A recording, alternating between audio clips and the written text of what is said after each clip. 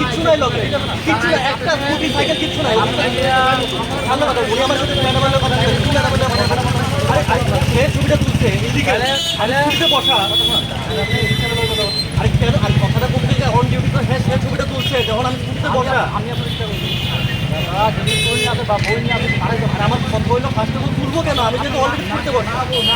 আপনাদের এখানে এটা দেখলাম পুলিশের সাথে ভেজাল হয়েছে, কি নিয়ে বিষয়টা? বিষয়টা হলো লাস্ট কয়দিন ধরে দেখা যাচ্ছে যে পুলিশের কর্তব্যরত যারা সিনিয়র অফিসাররা রয়েছে প্রতিদিন সন্ধ্যায় অত্র এলাকা জুড়ে তারা রেড করছেন, বিভিন্ন গাড়ি ঘোড়া যাই রয়েছে রাস্তার উপরে করছেন।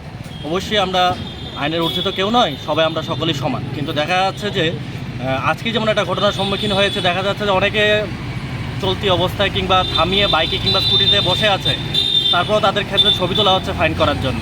বুঝতে পারলাম না এটা কোন নিয়মের মধ্যে পড়ে, 1 নাম্বার। 2 নাম্বার হলো লাস্ট কিছুদিন আগে, 2 দিন আগে শনিবার দিন দেখা গেছে আমাদেরই একজন বন্ধু, আমাদের একজন সাথী, ওর একটি গাড়ি রাস্তার উপরে ছিল, তখন দেখা গেল রাস্তাটি ওকে ফাইন করা হয়েছে রাস্তার উপরে থাকার জন্য। অবশ্যই যদি নিয়ম হয়ে থাকে রাস্তার উপরে ফাইন করা হবে, কিন্তু বিষয়টি হলো তার আগেই একটি বিএসএফের গাড়ি ছিল, তার পিছনেই একটি অবস্থিত ছিল একটি উইদাউট নাম্বার প্লেট একটি গাড়ি ছিল, এবং গাড়িটির মধ্যে একটা স্করপিও গাড়ি, সম্ভবত ব্ল্যাক কালার কিংবা স্কাই কালারের মধ্যে ছিল গাড়িটি, একজ্যাক্ট মনে নেই।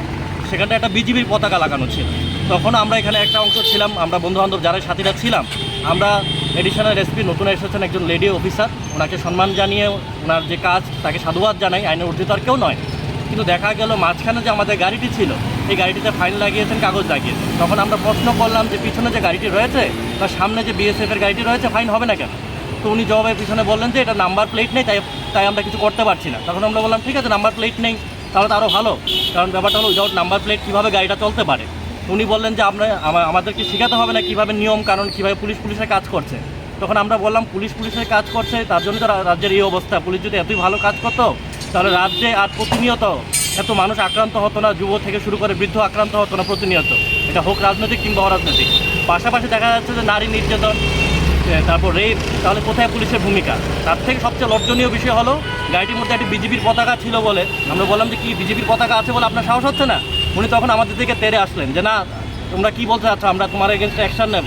সব কিছু বললাম, আমাদের সাথে তর্ক বিতর্ক হলো, উনি তারপর এখান থেকে চলে গেলেন। ওনার সাথে কম করে 17 থেকে 18 জন অফিসার বা স্টাফ ছিল, ওনার জুনিয়র স্টাফ ছিল। উনি পারতেন ওই গাড়িটির সামনে একজন স্টাফকে রেখে দিয়ে যাওয়ার জন্য, উনি চলে গেছেন। তার পরবর্তী সময় গাড়িটি নিয়ে বের হয়ে গেছে। আমাদের একটাই কথা, আমাদের সাধারণ মানুষ কথা হলো পুলিশ তো মানুষকে হেনস্থা করার জন্য নয়, পুলিশ আমাদেরকে আমাদের যে আইন রয়েছে তা পালন করবে এবং আমাদেরকে শেখাবে, আমরাও তার পাশাপাশি করব। কিন্তু আমাদের এই যে সিটি সেন্টার চত্বর থেকে আরম্ভ করে হকার্স কর্নার অবধি, হকার্স কর্নার এলাকাটা মানলাম যে এখানে একটা শপিংয়ের বিষয় রয়েছে, কিন্তু এই জায়গায় ছোটো ক্ষুদ্র দোকান রয়েছে। এই ক্ষুদ্র দোকানগুলির সামনে কেউ যদি একটা মনে করুন একটা বিস্কিট বা কিংবা চিপস কেনার জন্য আমাদের গুরুজি কনফারেন্স হলের এখান থেকে পার্কিং করে এখানে আসা, আর এই ছোটো দোকানগুলি ক্ষুদ্র ব্যবসায়ীগুলি তাহলে কীভাবে চলবে? পাশাপাশি এটা অযুক্তি আমার যেটা মনে হয়েছে যে এই রাস্তার ধারে দুপাশে কত ফাস্টফুড স্টল রয়েছে, এই স্টলগুলির মাঝে মাঝে যে বাইক স্কুটি রয়েছে সেগুলি ফাইন করে কি মানে আছে? স্টলগুলির জন্য তো আমরা যাতায়াত করা সম্ভব না। পাশাপাশি এই যে লাইটগুলি রয়েছে পুজোর জন্য লাগানো, তার সেই কাজ তো রাস্তায় তো এমনিতে চলাচল করতে পারবে না, তারপরও ফাইন হচ্ছে।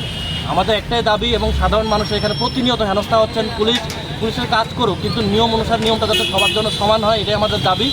যাতে কোনো রকম ব্যক্তি বিশেষ বা কোনো রাজনৈতিক দলের কেন বিবেচনা না করে সবার জন্য সমান হয়।